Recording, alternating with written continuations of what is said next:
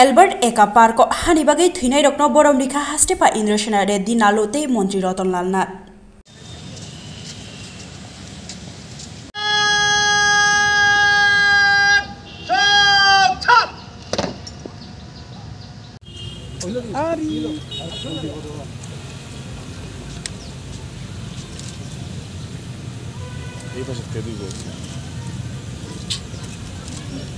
দিবসের প্রতি কি বার্তা থাকবে?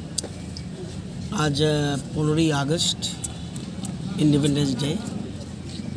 সারা দেশব্যাপী এই দিনটিকে আমরা পালন করছি অত্যন্ত মর্যাদার সঙ্গে এবং গুরুত্বপূর্ণভাবে। আমরা এই দিনটিকে সবাই মিলে কোটি কোটি ভারতবাসী পালন করছি। এবং আপনারা জানেন যে 1947 আমাদের দেশ স্বাধীন হয়েছে। অসংখ্য মানুষের এবং শহীদদের বলিদানের মাধ্যমে আমরা দেশ স্বাধীনতা পেয়েছি। স্বাধীনতা পাওয়া যেমন কঠিন, এর থেকে বেশি কঠিন তাকে ধরে রাখা। আমরা যদি দেখি যে আমাদের দেশের চতুর্দিকে পাকিস্তান, বাংলাদেশ, শ্রীলঙ্কা আরও অন্যান্য দেশ বারবার সামরিক অভ্যুত্থান বা অন্যভাবে বিভিন্ন অভ্যুত্থানের ফলে সরকারের পতন হয়েছে এবং সাম্রাজ্যবাদী শক্তি দেশবাসী মনে করছে, সারা বিশ্বব্যাপী মনে করছে এর পিছনে সাম্রাজ্যবাদী শক্তি রয়েছে।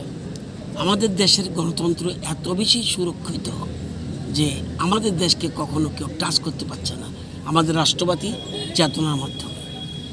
আজকের দিনে তাই রাজ্যবাসীর উদ্দেশ্যে আমার অনুরোধ, বর্তমান প্রজন্ম এবং আগামী প্রজন্ম, এই যে 1947 আমরা দেশ স্বাধীন পেয়েছি, আজকে কেন 15 আগস্ট পালন করছি সেই সব শহীদদের কথা মনে করে রাখার জন্য।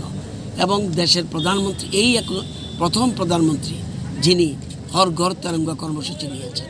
উদ্দেশ্য প্রতিটি ছেলে মেয়ে যেন এই দিনটিকে মনে রাখে এবং আমরা স্বাধীনতা, আজকে আমি মন্ত্রীর চেয়ারে বসেছি স্বাধীনতার জন্য। যদি স্বাধীন না হতো ব্রিটিশরা আজকে দেশ শাসন করত। সেই জন্য এই দিনটিকে মনে রাখতে হবে। আর ত্রিপুরাবাসীর জন্য আরও গুরুত্বপূর্ণ এই কারণে যে 1947 দেশ স্বাধীন হলেও ত্রিপুরা রাজ্য মহারাজদের অধীনে ছিল। 1949 আমাদের তৎকালীন মহারানী এবং নাবালক রাজপুত তারা সিদ্ধান্ত নিয়েছিলেন, একটা প্রশ্ন উঠেছিল এগ্রিমেন্টের সময় যে ত্রিপুরা কোন দিকে থাকবে, পাকিস্তান না ইন্ডিয়া। এবং ওই সময় একটা দারুণভাবে সিদ্ধান্ত নিয়েছিল এবং সুচিন্তিত চিন্তার মাধ্যমে সিদ্ধান্ত নিয়েছিল আমরা ভারতের সাথে থাকব। যদি সেদিন কোনো কারণে যদি বলতো যে না আমরা পাকিস্তানের সাথে থাকব, আজকে আমরা কিন্তু বাংলাদেশে থাকতাম। এই জিনিসগুলি আমাদের সবাই মনে রাখতে হবে এবং এই জন্যেই আমি সবার উদ্দেশ্যে বলবো, বর্তমান প্রজন্ম, আগামী প্রজন্ম স্বাধীনতা এবং স্বাধীনতা দিবস উদযাপন এবং কিসের বিনিময়ে আমাদের স্বাধীনতা আসলো সবাই জানা দরকার। বর্তমান প্রজন্মকে এই জিনিসটা মনে করে দিতে হবে এবং দেশের প্রধানমন্ত্রী যে হর ঘর তেরঙ্গা কর্মসূচি এটাকে আরও বেশি বাস্তবায়িত করার জন্য আমি সবাইকে, রাজ্যবাসীর সকল স্তরে, ছাত্র থেকে আরম্ভ করে, শিশু থেকে আরম্ভ করে এবং বৃদ্ধ পর্যন্ত সকলকে আহ্বান রাখবো, রাষ্ট্র চেতনায় যেন আমরা রাষ্ট্রবাদী হতে পারি সেদিকে মনে রাখবো।